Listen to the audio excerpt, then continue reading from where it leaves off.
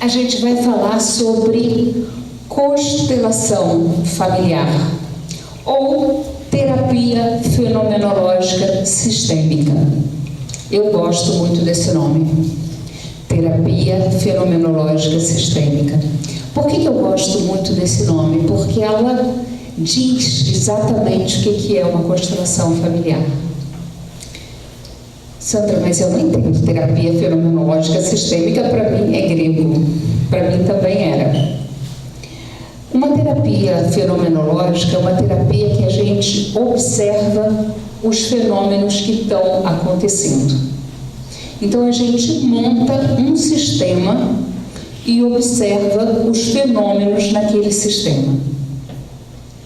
Sistema é tudo em que as partes sozinhas, elas valem pouco, mas quando elas estão integradas, elas têm igual valor. Um relógio, se perde um pininho, uma pecinha, ele para de funcionar. E é uma peça mínima, que isoladamente não é nada. Mas se ela falta naquele relógio, o sistema todo parou de funcionar. Então, todos os elementos do sistema são igualmente importantes. No curso a gente vai falar um pouco sobre a teoria dos sistemas, que foi o que levou a cibernética, e toda a parte de computador nasce a partir da teoria dos sistemas.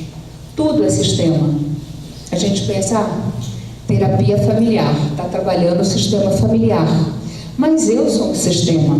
Aliás, eu sou vários sistemas. Respiratório, digestivo, nervoso, músculo-esquelético. Eu sou um conjunto de sistemas. Então, se eu quiser olhar para mim e para minha saúde sistemicamente, isso é possível. A minha família é um sistema, mas o meu entorno, os meus amigos também formam um outro sistema. O meu ambiente de trabalho forma um outro sistema. E todos esses sistemas onde eu convivo juntos formam um outro sistema. E se eu olhar para uma pessoa como a psicologia mais tradicional olha, isoladamente, fora desse contexto sistêmico, isso vai enfraquecer aquela pessoa. Porque muitas vezes aquilo que está acontecendo comigo, ela não só afeta esses sistemas, como também eu sou uma peça que estou sendo afetada por esses sistemas. Então o que a gente vai aprender e o que a gente vai falar hoje aqui, porque hoje é aula, a gente vai ter conteúdos, é sobre essa teoria onde eu monto um sistema familiar, um sistema de saúde, um sistema de dinheiro, um sistema de trabalho e observo os fenômenos que acontecem ali. Por que isso é tão importante, em vez de eu falar simplesmente em constelação familiar? Porque isso me dá clareza na hora que eu olho para o sistema. Porque eu estou olhando para o todo, eu estou olhando de fora e estou olhando para alguma coisa maior. É tão fácil, né? Quando alguém vem e conta o problema para a gente, e a gente logo identifica onde está a causa, onde está o problema, onde provavelmente possa ter uma solução, e a pessoa não vê. Por quê? Porque eu estou olhando o sistema dela de fora, e ela que está ali envolvida, né, em toda aquela maquinaria, naquela engrenagem, ela não consegue olhar para o próprio sistema. Essa terapia nos permite nos vermos a partir do nosso sistema, como se a gente desse um passo atrás e olhasse o nosso sistema. Essa terapia, ela começa da forma como a gente trabalha com Bert Hellinger. Bert é um alemão, nasceu em 23, ainda está vivo, e ele era um sacerdote católico que trabalhava na África. Ele trabalhou 20 anos com os Zulus na África.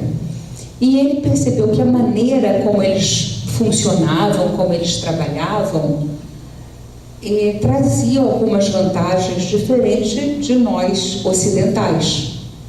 E quando ele voltou para a Alemanha, ele começou a estudar várias técnicas terapêuticas e acabou criando as constelações familiares, que tem como base 3 leis. Nome forte, né? Lei é forte, mas não tem jeito, é lei mesmo. Algumas vezes a gente chama das ordens do amor. E quando eu estou falando com advogados, com mediadores, eu uso a palavra ordem. Mas aqui eu estou falando com terapeutas e eu vou usar a palavra lei. Porque, acreditando ou não, gostando ou não, elas vão agir. Tal qual a lei da gravidade, tal qual a lei da inércia, tal qualquer lei da física. Elas não foram inventadas por Bert Hellinger. Elas foram descobertas, descritas, observadas pelo Bert. Elas atuam independente da minha crença. Se eu deixar o meu óculos ali na janela e ele cair no primeiro andar, ele vai cair. Ele não vai flutuar, porque a gravidade está atuando.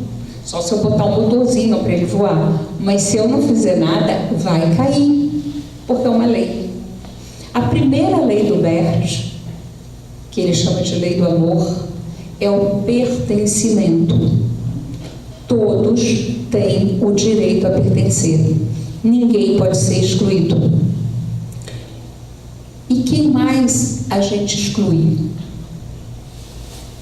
A gente exclui tudo e todos que a gente nega, que a gente questiona, que a gente não gosta.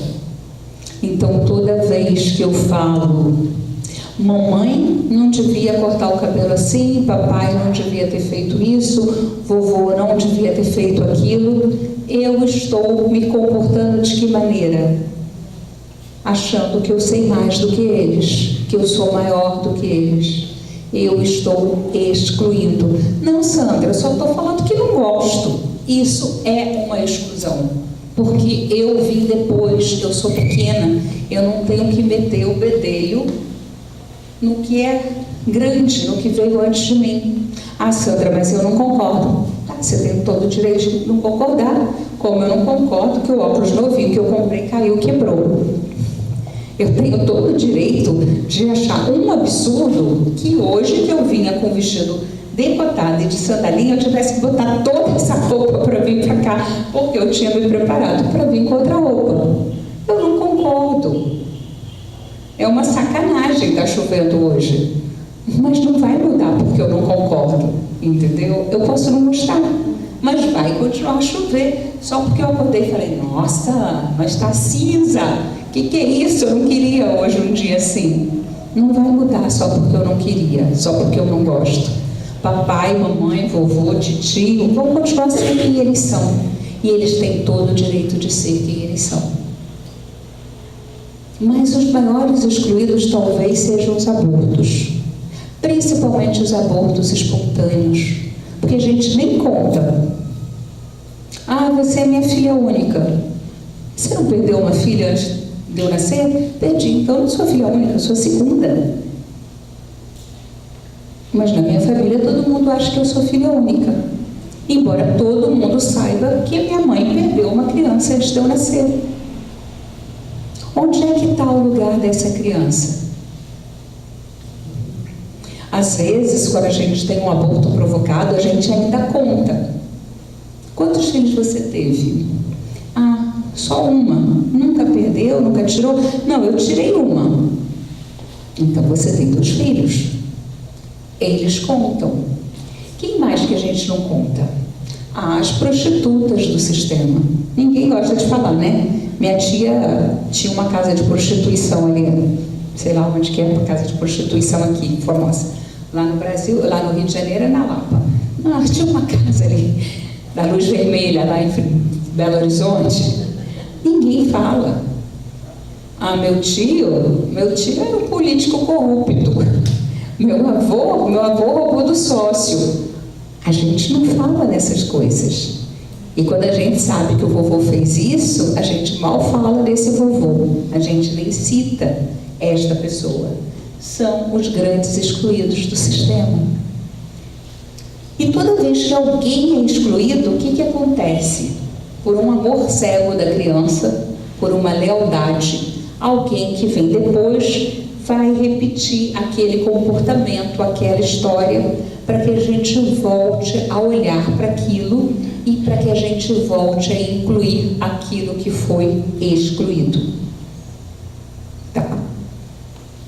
Então, essa é a primeira lei, do pertencimento. Qual é a segunda lei? Da hierarquia. Muitas vezes elas se misturam, porque a hierarquia diz: quem chegou primeiro tem prioridade. Quem chegou primeiro? Eu ou os meus pais? Os meus pais. Então, se depois que o filho nasce, a mamãe se dedica só a esse filho e esquece do marido, está fora de ordem, está fora da hierarquia. É natural que por um tempo ela se dedique mais à criança do que ao esposo, porque quem chega depois merece mais atenção. Quem estava aqui ontem, lembra que eu falei da matriz e da filial quando a gente está trabalhando a parte organizacional. Quando eu abro uma matriz, está tudo ótimo, só tem ela. Eu cuido bem dela. Quando ela está forte, eu abro uma filial. A minha matriz tem precedência, mas a minha filial, que é novinha, precisa de mais atenção. Mas se eu só cuido da filial e não olho para a matriz, essa matriz vai cair. O meu casamento também, se eu olho só para os filhos, vai cair. Qual uma outra hierarquia? Entre iguais, mas que chegaram em momentos diferentes. Por exemplo, primeiro filho, segundo filho, terceiro filho. Se eu dou tudo para o segundo filho e esqueço do primeiro, está errado. Se eu só cuido da caçulinha e esqueço dos outros, está errado. Eu não estou cuidando da hierarquia. Se o último a chegar no sistema acha que vai mandar em todo mundo, e normalmente caçula é folgado e faz isso, está errado. Tem gente aqui falando assim que não. Olha bem, você vê como é que essa gente, esses caçulas são metidos. Já fica sinal, né, que quer falar. Então, essa é a segunda lei, que é a hierarquia. E a terceira é a mais difícil de todas, que é o equilíbrio entre o dar e o receber. Porque se eu for falar em dinheiro, esse equilíbrio é fácil, né? Porque é matemático. Mas quando eu estou falando em tempo, em amor, em atenção, em cuidados, isso não é matemático. E aí já fica mais difícil de eu aferir esse equilíbrio. Mas ele tem que haver, tanto numa compensação positiva, quanto em uma compensação negativa. A lei é o seguinte: se eu dou e recebo igual, a balança fica como? Parada. Não cresce, mas também não termina. Se eu dou mais do que eu recebo, mas a pessoa me devolve mais do que recebeu, e eu devolvo mais do que eu ganhei, e ela me devolve mais do que recebeu, essa relação vai crescer. Mas se o equilíbrio é inverso, ela me dá menos do que recebe, e me dá menos do que recebe, e sempre me dá menos do que recebe, essa relação vai acabar. Porque eu vou ficar tão grande, porque eu dei tanto, que a pessoa não vai mais suportar essa grandeza. Para a compensação negativa, vale o mesmo. Se eu dou muito, dou muito o quê? Desgosto, maldade, ofensas e o outro não revida, esta relação vai acabar. E quem vai acabar com essa relação? O que deu mais. Porque eu que não revidei a ofensa, eu fico enorme. Eu fico a santa, né? A boazinha, a maravilhosa. E o outro vai cada vez se sentindo menor. Porque não importa o que ele faça, eu falo, não, tá tudo bem, eu aguento. Até que eu vou levar um chute na bunda. E toda mulher já ouviu isso, né? Ai, mas depois de tudo que eu fiz por ele, ele me largou por aquela vagaba. Falando em vagaba, me lembrei da segunda lei. Da hierarquia e da precedência. Lembra que eu falei que a hierarquia, né? Papai e mamãe chegaram antes de mim, por isso eles são maiores? A ex-mulher do meu marido, sinto muito comunicar, para quem não sabia, ela também é maior do que eu. Ela chegou primeiro. Se eu falar aquela louca daquela ex-mulher dele, eu estou saindo do meu lugar. E essa relação provavelmente não vai dar certo. Eu tenho que honrar e respeitar a ex dele. A louca não, aquela senhora maravilhosa que perdeu este homem incrível e graças a isso eu estou com ele. Então eu agradeço muito a ela, querida, maravilhosa, que bom que você perdeu, porque agora está comigo, tá? Não olha para ele de novo não, mas ela não é a louca, não é aquela vagabunda, não é aquela vaca, ok? Combinado que nenhum desses nomes pode ser dito. Mas isso funciona assim, é a hierarquia. Mas eu quero comunicar uma outra coisa agora boa. Esse é bom. Agora vamos aliviar. Tá? Existe uma diferença entre casamento e relação de casal. Aquela linda dama que perdeu o meu homem, que agora está comigo, né? Mas estava com ela. Eles se casaram no cartório, na igreja, mas eles nunca engravidaram. Nunca.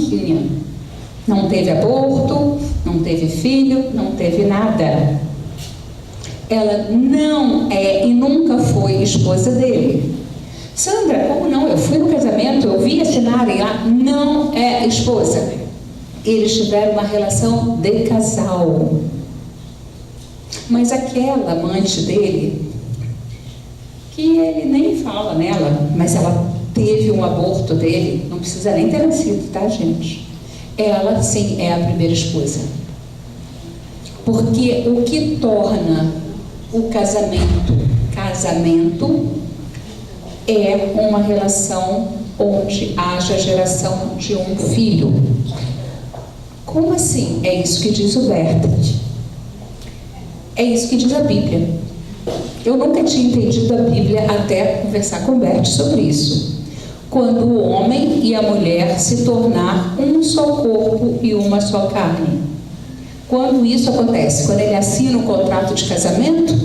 Ou quando ele vira, ele e ela, uma só carne, que é uma criança? Tendo nascido ou não tendo nascido.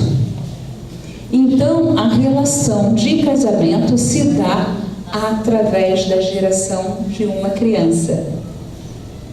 Entende? Aquela mulher que ele nem considera. E o que é pior pra gente, mulher? Aquele homem que a gente nem lembra o nome, porque a gente tinha 15 anos de idade e a mamãe obrigou a gente a abortar. Ou porque a gente foi no carnaval e, né? Carnaval e tal, sabe como é que é? 2 meses depois eu falei, menstruação não veio, eu tô grávida.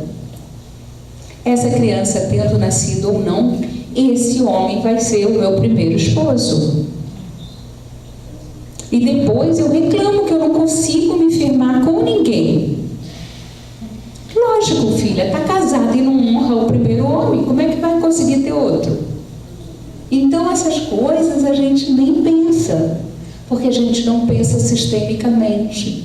As nossas relações anteriores, elas precisam ser finalizadas para que eu dê espaço para o novo, para um outro amor. E eu preciso honrar esses relacionamentos meus e do meu parceiro, porque senão não vai ser possível. Ok? Então, já falamos sobre o pertencimento, sobre a hierarquia e sobre o equilíbrio entre dar e receber. Acabou, gente, não precisa falar mais nada, acabou a constelação familiar. O pior é que é verdade, acabou, é só isso. Só que tem tantas nuances que a gente estuda e tem sempre novidades, mas sempre olhando para essas 3 leis, olhando com clareza, olhando com atenção para ver como é que elas são aplicadas na nossa vida, como é que elas são aplicadas na vida dos nossos clientes. Eu tenho uma cliente que o pai violentou ela e que a mãe é prostituta de profissão, de carteirinha. Vamos supor que eu sou a terapeuta ou que eu sou a professora dessa menina. A única maneira que eu tenho para ajudar essa criatura é olhar para ela e ver atrás dela os pais dela. E olhar para esses dois com honra, respeito e sabendo que eles são grandes, obrigada, que eles são muito maiores do que eu e que eles chegaram muito antes de mim. Eu estou entrando na vida dela neste minuto. Se eu sou preconceituosa e acho que ser prostituta ou melhor, não é uma profissão, que é uma sem-vergonhice, que esse tipo de mulher não devia existir, eu não estou apta para tratar desta menina, porque eu estou me achando maior e melhor do que a mãe dela. Eu não tenho nenhuma força para ajudar. Se eu achar que esse homem devia estar preso, encarcerado por 5 gerações, eu não tenho força para ajudar, eu tenho que encaminhar ela para um outro professor, para um outro terapeuta, porque a única chance dessa menina ter força é tomar força desse pai e dessa mãe. E sou eu, como terapeuta, que devo ajudá-la a honrar esse pai e essa mãe. Isso é muito importante. Quando eu falo em hierarquia, eu, terapeuta, eu, coach, eu, professora, sou a última a chegar no sistema.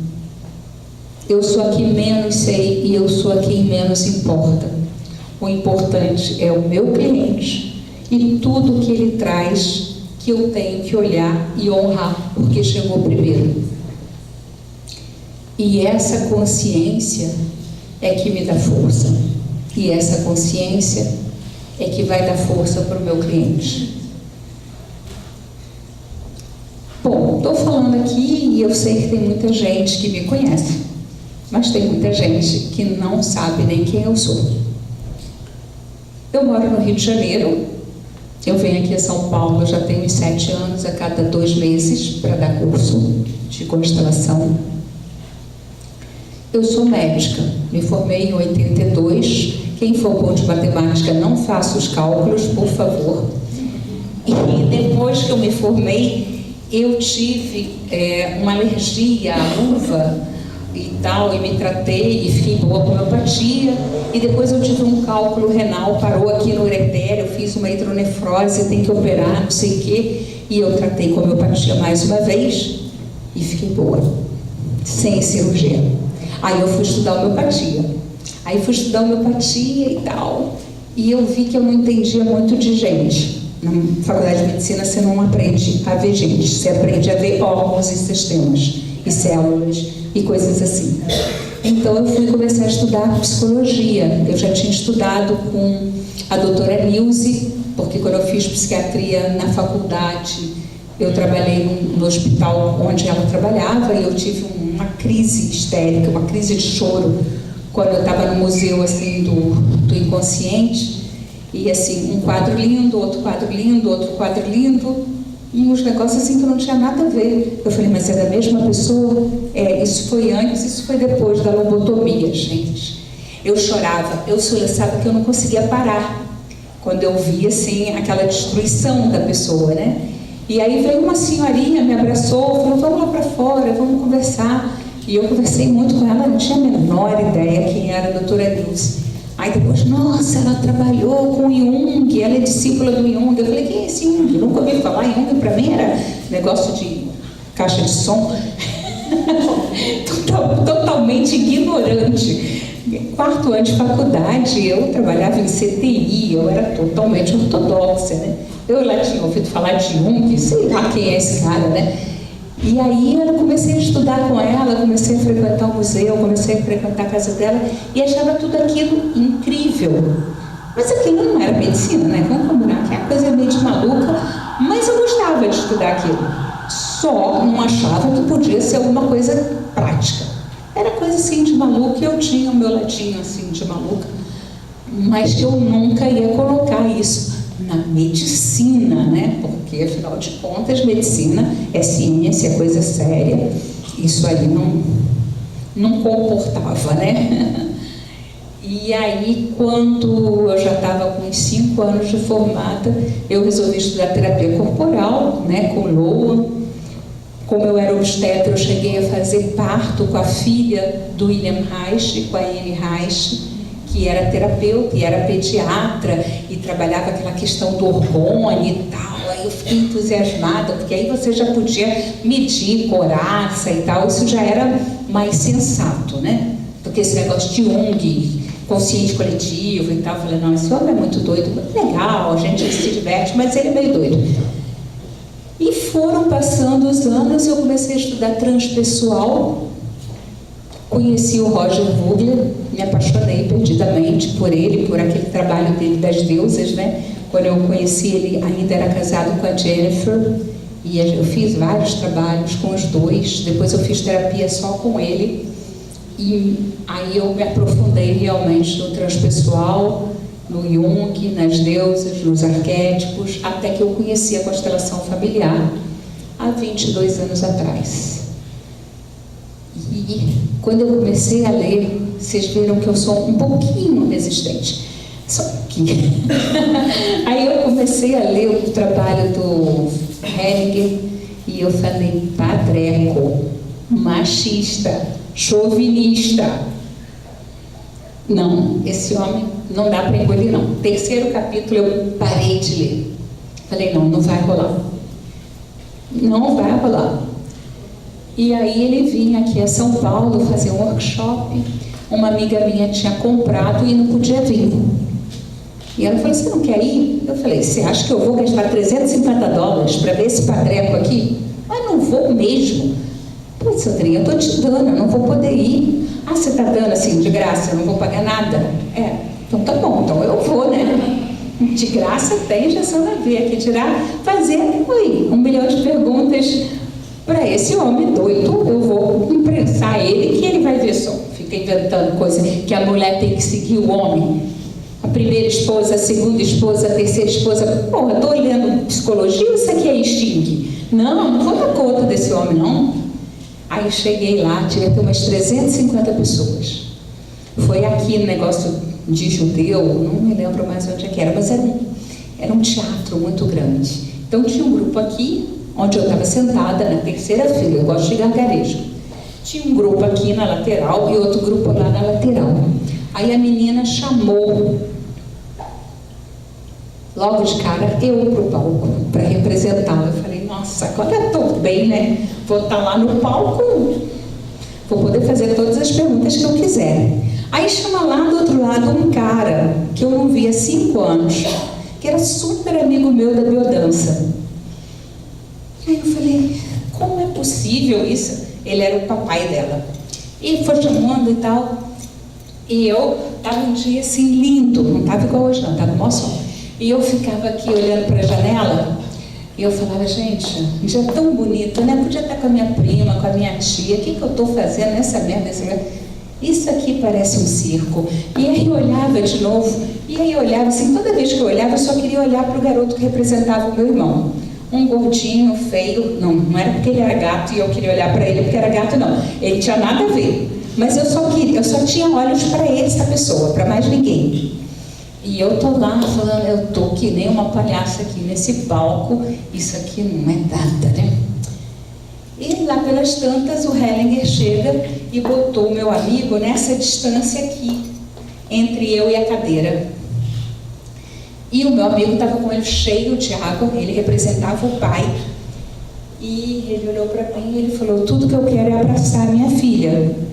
Eu falei, mas é muito ridículo, né? Essa porra é muito ridícula aqui. Aí ele falou, pode, lógico que pode. Eu vivi abraçada com aquele homem.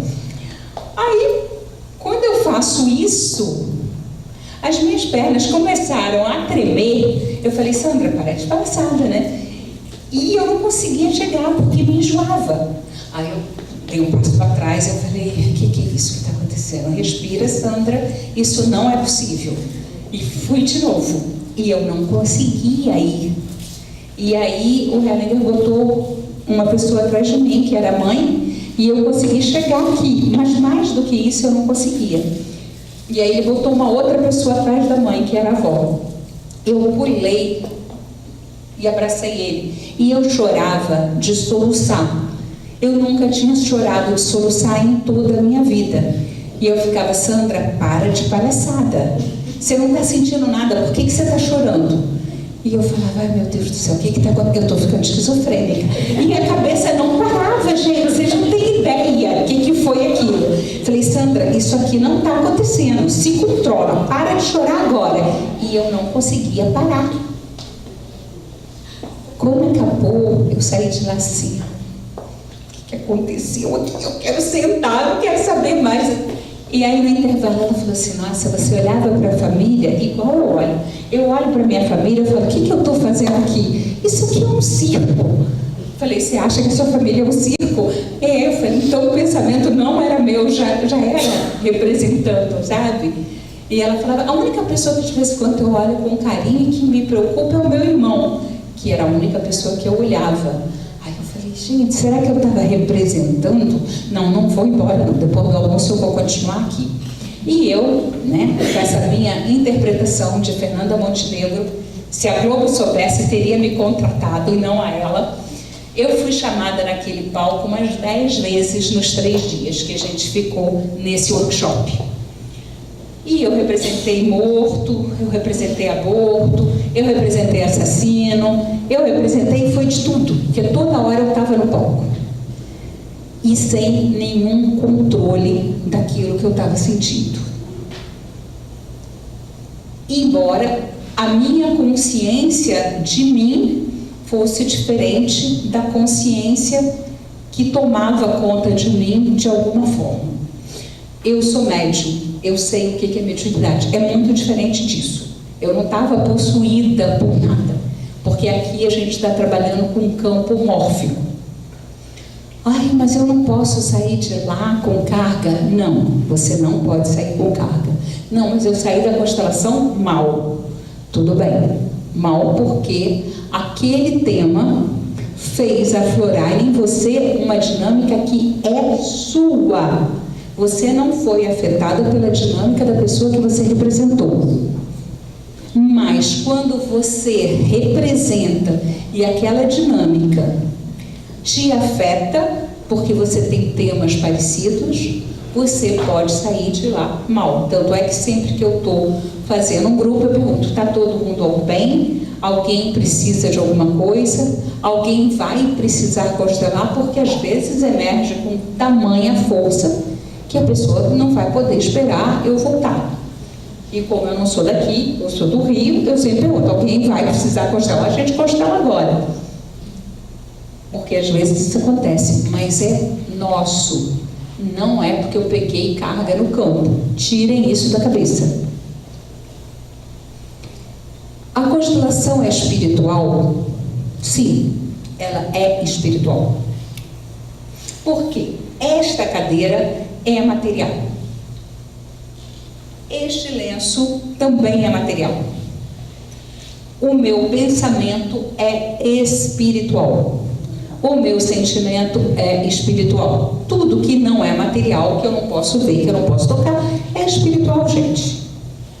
Não é que tem espíritos que vêm de vidas passadas, não é isso. Tem alunas minhas aqui mais antigas e sabe que eu criei uma metodologia chamada Vínculos da Alma, que a gente trabalha essa herança horizontal e também uma herança vertical, e que aí a gente trabalha em outros níveis multidimensionais que algumas pessoas chamam de vidas passadas. Nem sempre, porque mesmo quando eu faço trabalho individual de vida passada, você não precisa acreditar nisso. Eu tive uma pessoa que eu falei, quem é você? Ela falou, não posso falar porque é ridículo. Eu falei, quem é você? Eu sou o Pinóquio. Ok, Pinóquio, quem é você? O Pinóquio criança ou o Pinóquio boneco? Não, eu sou o Pinóquio de madeira, boneco. Ok, então eu posso garantir para vocês que ela não estava numa vida passada. Ela não foi o Pinóquio em outra vida, boneco. Mas quando ela fala isso, ela está me trazendo um arquétipo que me fala uma série de coisas, e conforme a gente foi trabalhando, tudo que ela falou tinha tudo a ver com a história dela atual, mas foi a forma que o inconsciente dela trouxe à tona para que eu entendesse aquele conteúdo e para que ela pudesse olhar para aquele conteúdo. Ponto.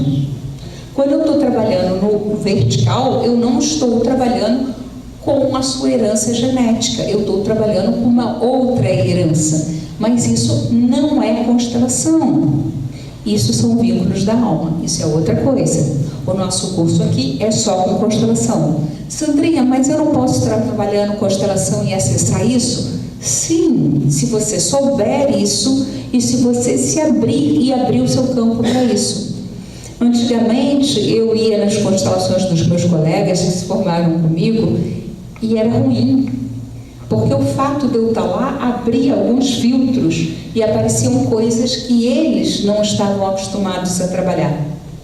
Hoje em dia eu vou em qualquer constelação porque eu fecho esses filtros e falo, aqui a gente só vai trabalhar horizontalmente, aqui a gente só vai ver constelação familiar, e aí eu fico só nesse campo, porque tudo que eu passo aqui e agora vem em função de todos os aprendizados que eu tenho que fazer aqui agora, e isso me basta, tá?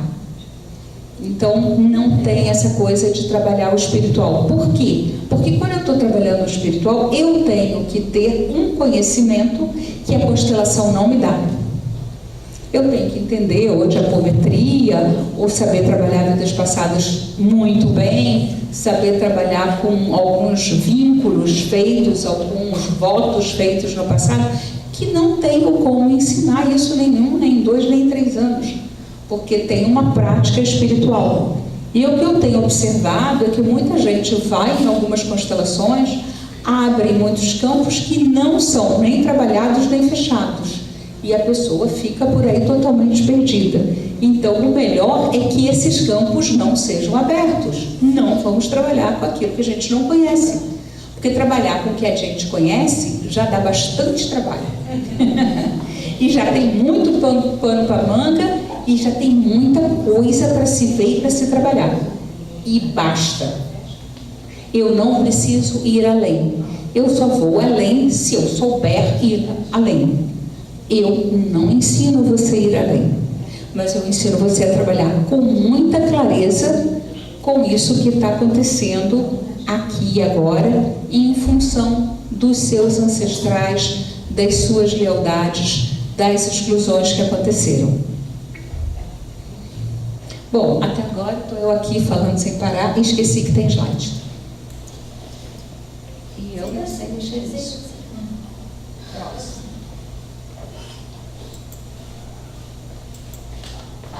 Onde isso? Sabe o outro? Calma aí. Isabelle Perini. Então, a terapia dentro da dinâmica sistêmica e fenomenológica.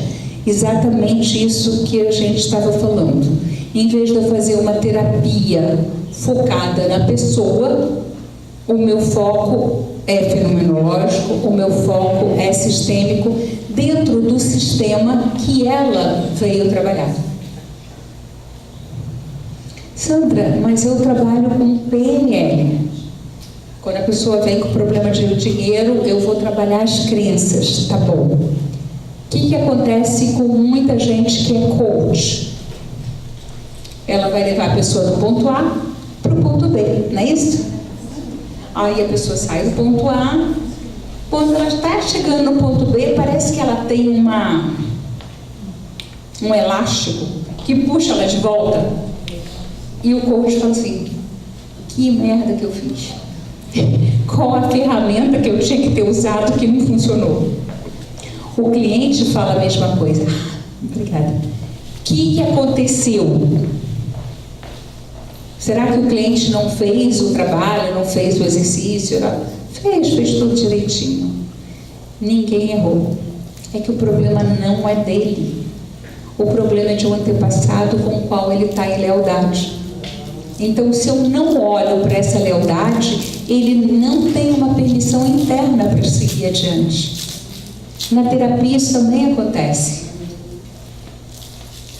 Chico Buarque dizia, quem aparece no meu caminho tem os defeitos iguais. E aí a pessoa vai trocando de namorado, e é sempre o mesmo. Troca de nome, de endereço, de CPF, mas é a mesma pessoa. Percebe? Por quê? Porque está em lealdade com alguém lá do passado. Então, quando eu falo dentro dessa dinâmica, eu tenho que olhar além da pessoa. Eu tenho que olhar para a família da pessoa. Essa terapia é um resgate de nós mesmos. A gente está preso dentro de um quadrado e a gente esquece quem nós somos. Qual é a nossa essência? Quando eu nasci, eu cheguei, alguns dizem que eu cheguei zerada aqui no planeta. Eu não acredito muito nisso, mas tudo bem. Eu cheguei aqui com a minha essência. E eu aterrissei aqui e vim direto aqui para minha família. E na minha família, eu posso ser a primeira ou a terceira. A minha família é super rígida ou a minha família é super liberal e eu vou me adaptando a essa família. E como eu sou a terceira, eu sou Maria vai com as outras. Eu obedeço tudo que eles falam. Quando eu venho para cá, que é o meu colégio, aqui é tudo diferente. Aqui eu sou a dona da bola, eu sou aqui líder de tudo. Inclusive eu detesto que a minha família venha aqui no meu colégio. E nem gosto que meus colegas vão lá em casa, porque eu tenho duas realidades totalmente diferentes. Uma realidade submissa e uma realidade líder. Quem sou eu? É essa aqui ou aquela? Uma das duas, eu sou essa aqui. A que chegou no planeta. Porque quando eu venho aqui para o meu eu social, gente, aqui é outra coisa. Porque aqui, nesse lado do quadrado, o que acontece? Não são os meus primos, meus irmãos, não são os meus coleguinhas de colégio, é o pessoal lá da rua, o pessoal lá do prédio, eu já sou outra. Ou eu posso ser essa aqui, ou eu posso ser aquela ali. São realidades diferentes. A realidade é diferente da verdade. Essa é a minha verdade.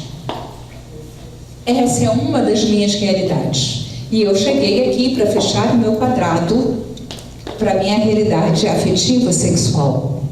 Eu sou aquela, mimimi, queridinho, fofinho. Ou sou aquela, e aí, cara, vai fazer o quê? Não, dessa forma eu não quero. Mas eu vou ser sempre a mesma nessa realidade. Não importa quem é o cara, eu vou atrair o cara que vai gostar dessa aqui ou dessa aqui. Mas eu não sou nenhuma das duas. Eu sou essa. Só que eu esqueci ao longo dos anos quem eu era. Essa é a minha verdade. Essa é a minha essência. Mas eu fico tanto tempo nesse quadrado aqui que eu esqueço de voltar para o centro. Eu esqueço de quem eu sou. Eu esqueço da minha verdade. Essa é a minha verdade.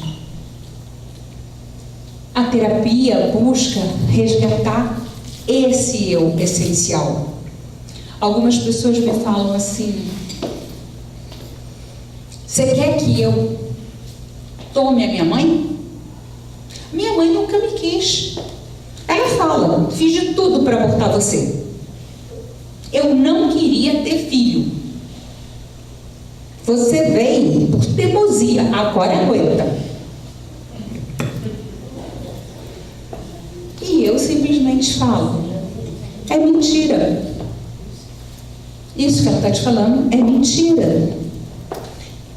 Quem está falando isso?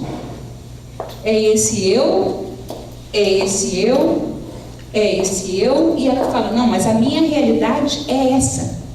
Tá, pode ser sua realidade, mas não é a sua verdade. A sua essência e a essência da sua mãe concordaram em você nascer. Porque se elas não tivessem concordado, você não teria nascido. O ego dela está falando isso.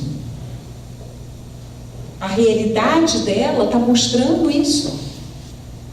A sua realidade mostra isso, mas isso não é verdade. Na essência, não foi isso que aconteceu.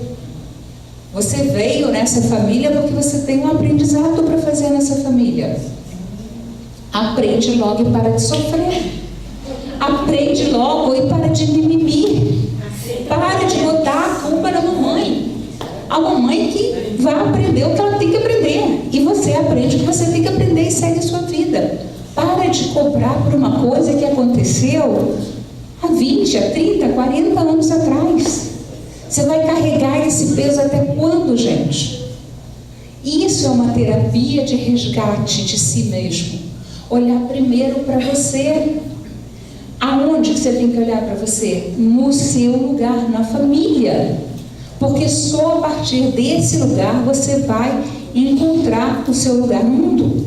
Eu não tenho como encontrar o meu lugar no mundo se eu não consigo encontrar sequer o meu lugar na minha família, que é um campo tão menor. Eu não sei quem eu sou na família. Eu não aceito a minha família. Com que força eu vou para o mundo? Não há força possível. Então, a terapia sistêmica é uma terapia que me dá essa força. Então, a gente envolve aqui não só a minha geração, como muitas outras. Dos meus pais, dos meus avós, dos meus tataravós, até a 7ª geração. Na Bíblia fala: quem pecou? Ele ou os pais? E Jesus disse: até a 7ª geração. Você vai pesquisar isso. Aqui não é diferente. E pode estar, às vezes, ainda mais atrás. E como é que a gente vê? Pelo campo, pela técnica. Então, a constelação familiar resolve tudo e é para todo mundo.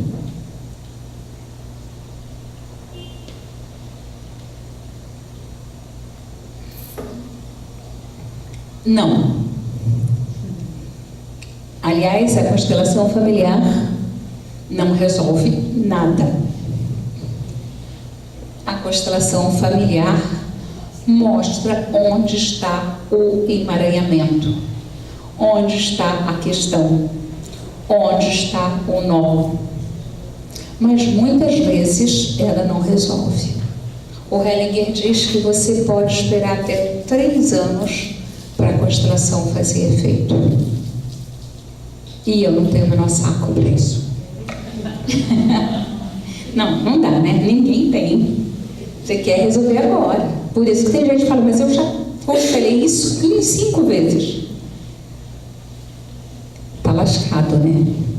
Porque quando você está mexendo um bolo, vem outro mexe bolo, vem outro mexe bolo, põe lá no forno, vem alguém e abre para ver se está bom, vem outro. Vai dar certo esse bolo? Não vai, né? Então não dá para eu mexer no mesmo tema um monte de vezes. Eu tinha que esperar, ou eu tinha que trabalhar esse tema terapeuticamente e não mexer no sistema de novo, porque o sistema já está em movimento. Eu não posso tornar a mexer porque ele já está atuando. Agora, eu tenho que tomar o papai, essa é a única solução para a minha vida. E o meu pai me violentou dos 2 aos 15. Você acha que eu vou resolver isso em uma constelação? Gente, isso é mágica, né? Não vou. Agora, a constelação me mostra o caminho, me mostra a solução. E eu vou trabalhar isso. De que forma? Não sei. Eu trabalho com terapia, eu trabalho com neurociência. O outro trabalha com reiki, o outro trabalha com PNL, o outro trabalha com psicanálise. Cada um vai trabalhar com a técnica que tiver. Então, muitas vezes eu constelo pessoas que ela vem e o terapeuta vem junto. Exatamente para o terapeuta ver qual é o caminho da solução. Muito terapeuta traz os clientes para que eu constele para que ele possa ver. Quando eu faço online, 90% dos meus atendimentos são online, eu filmo o atendimento, faço pelo Zoom, que é bom de filmar. Dica aí para as alunas que estão presentes. Zoom.s. Então, a tela filma você e simultaneamente o cliente. E se você muda a câmera para o campo, que você está trabalhando com boneco ou com âncora de solo, com o que quer que seja, você pode filmar. E depois você manda para o terapeuta da pessoa, para o terapeuta fazer o acompanhamento. Eu nunca mando para a pessoa.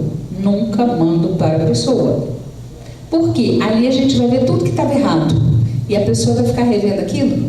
É útil? Não. Ela tem que gravar a última imagem. Então, a última imagem, normalmente, eu fotografo e mando por WhatsApp para a pessoa, que é a imagem que ela tem que guardar. Mas quando eu filmo ou para eu rever, se for meu cliente, ou para mandar para o terapeuta da pessoa. Então, primeiro, não resolve. Ela te dá vários insights, a pessoa sai dali, as fichas continuam caindo e a pessoa, às vezes, pode trabalhar sozinha, às vezes ela vai precisar de ajuda. Eu amo física. A gente vai falar um pouco de física quântica no curso, mas eu amo física mecânica. E uma das leis da física é a lei da inércia. Ontem eu falei dessa lei, porque é uma lei que atua muito na gente. Todo o corpo mantém o seu estado de repouso ou movimento. Inércia não é ficar parado. Lembrem-se da física, ou movimento, a menos que uma força haja sobre ele. Então, se eu estou há muitos anos com aquela crença que me faz funcionar desta maneira, quando vem uma constelação, essa pode ser a força que me faça sair desse movimento ou que me faça sair dessa paralisação, e ela por si só vai resolver. Ou pode ser que não. Pode ser que precise de alguma outra força, que vai ser o trabalho psicoterapêutico ou o trabalho de coach. Serve para qualquer coisa? Não. Serve para coisas que se repetem na sua vida ou na vida da sua família. Todas as mulheres da minha família ficam viúvas. Todos os homens que eu namoro são iguais. Todos os empregos que eu trabalho, eu tenho um chefe mala. Todas as mulheres que são minhas amigas acabam me traindo. Eu tenho uma dor de cabeça crônica. Eu tenho uma dor no joelho crônica. Isso são temas consteláveis. Por que são temas consteláveis? Porque são temas que se repetem. A constelação é para algo repetitivo no teu sistema, ok? Não é panaceia, não serve para tudo, não é algo moderno. Eu trabalho com isso há 21 anos, então não é nada disso. Agora deu um boom, todo mundo virou constelador, tem um monte de gente fazendo um monte de coisa sem saber nem o que está fazendo. Então é importante ler e saber o que é essencial, porque muita coisa está escrita, muita coisa é dita por pessoas que nem sequer experimentaram. Então fica repetindo, e uma mentira repetida acaba parecendo uma verdade, mas não é. Então é bom tomar cuidado, porque eu já ouvi loucuras no YouTube, coisas que não têm o menor cabimento. O ano passado, quando eu criei esse curso, eu estava com uma certa dúvida sobre o curso. Por quê? Primeira vez que eu dei um curso de constelação, durou um ano. Tem 2 alunas aqui do primeiro turma, Isilda e Silvana, que era todo mês. Foram 12 módulos que elas fizeram. E no fim eu já estava fazendo biodança no meio da aula, porque tinha tempo, entendeu? Era demais para aquilo que se precisava. Então, nos outros módulos, nos outros anos, eu comecei a fazer mês sim, mês não, um curso apostilado, uma apostila bem grossona, e foi legal. Eu dei esse curso por mais 5 anos. No último ano que eu estava dando o curso, meu pai internou numa sexta-feira para sair na segunda. E ele ficou internado 29 dias. E eu tive que faltar a aula aqui em São Paulo, porque eu sou do Rio. E para os alunos não ficarem sem nada no dia da aula, eu entrei online, fiz um webinário, fiz uma aula online. Naturalmente só com teoria, né? Nem todos os alunos puderam participar, ficou gravado, eles assistiram depois. E alguns alunos vieram falar para mim: Sandra, você não vai ficar chateada? Eu falei: lógico que eu vou ficar chateada, porque você já está falando que eu vou ficar, né? Mas fala assim mesmo.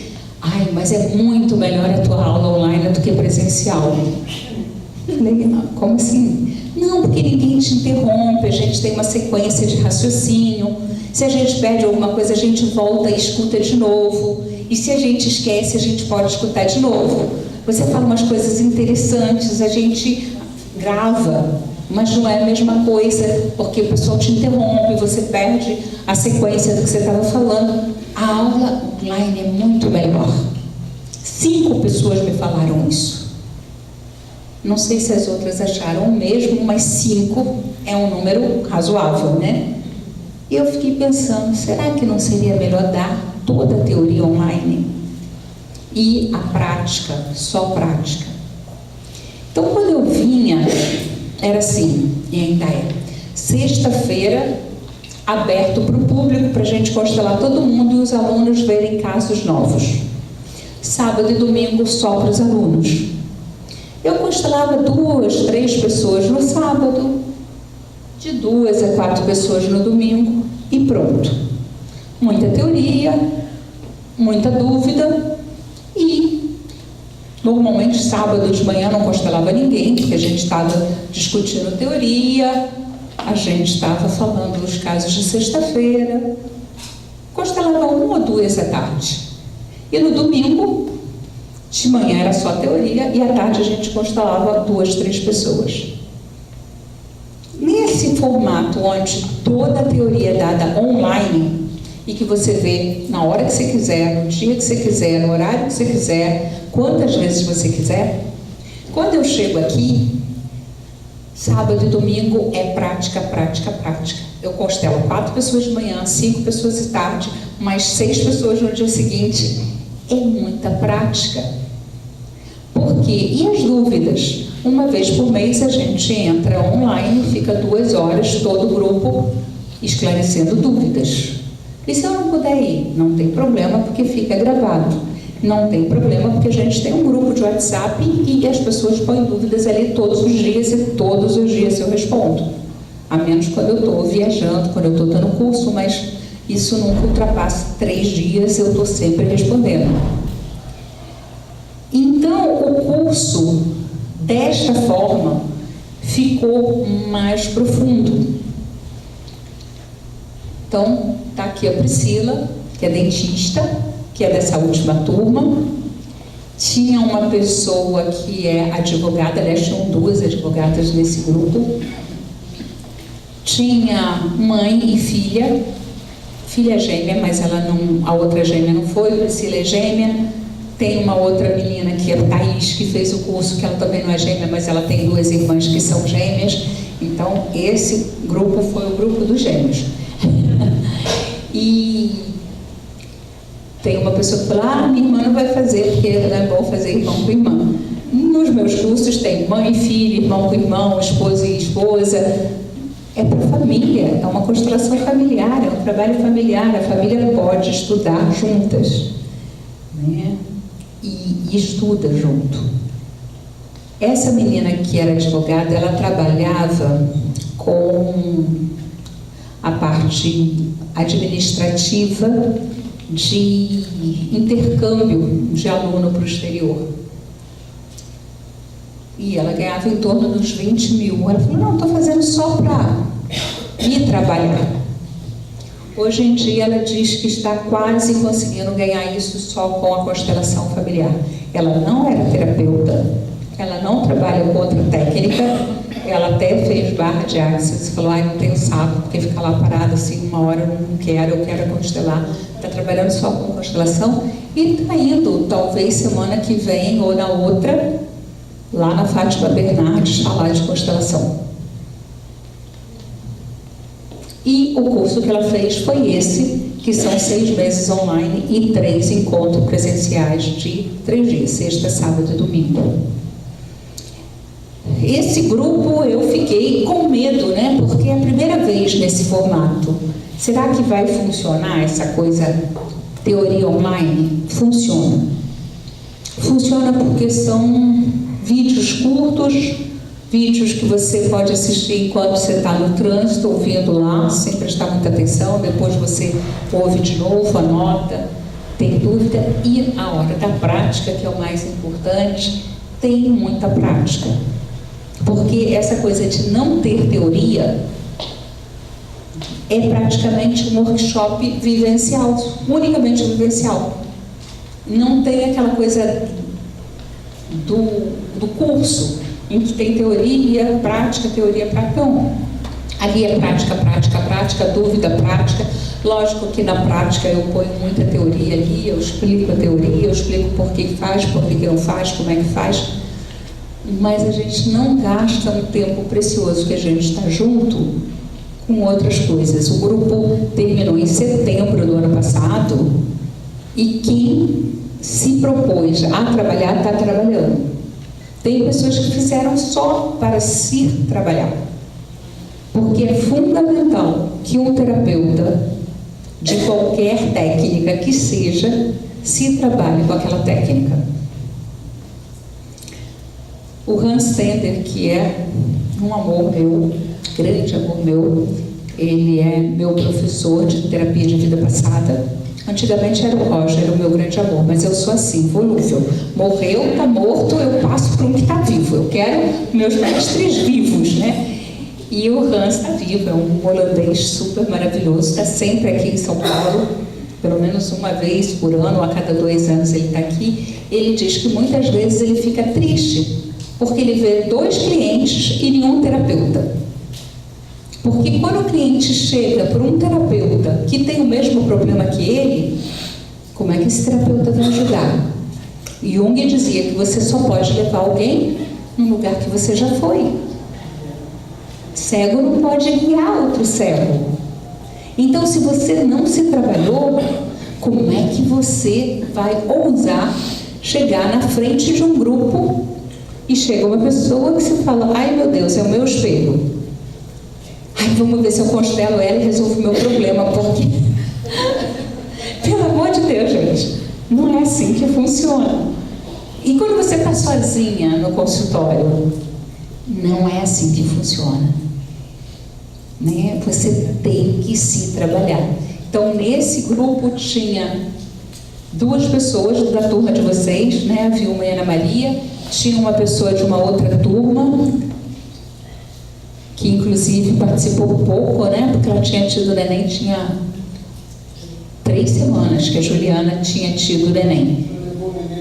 No primeiro módulo, lá vai ela e o neném, peraí que eu tenho que dar de mamar. E saía da sala. Eu falei, menos, Juliana, pelo amor de Deus.